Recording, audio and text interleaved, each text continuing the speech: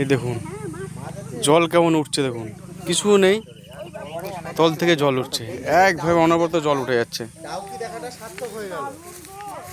দেখুন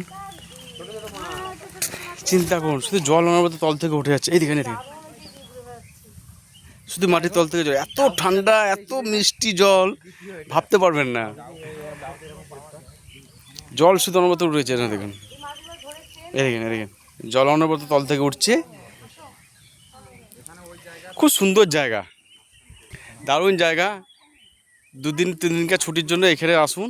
এই জলদাপাড়া ফরেস্টের ভিতরে ভুটান বর্ডার, ভুটান দেখে গোটা জলদাপাড়া এটা দেখুন, চা বাগান, তোতাপাড়া আদিবাসী এলাকা দেখে এই উর্সি নদীর উদ্গম স্থলটা দেখুন, এখান থেকে জল উঠছে। এ দেখুন তাহলে কত জল কোথা থেকে আসছে দেখুন, চিন্তা করুন। তাহলে হেবি সুন্দর জায়গা, 2 দিনকার ছুটিকে এখানে কাটিয়ে যেতে পারেন। খুব জায়গা ভালো, জায়গা হচ্ছে জলদাপাড়া। এখান থেকে কোচবিহার রাজবাড়ি 65 কিলোমিটার।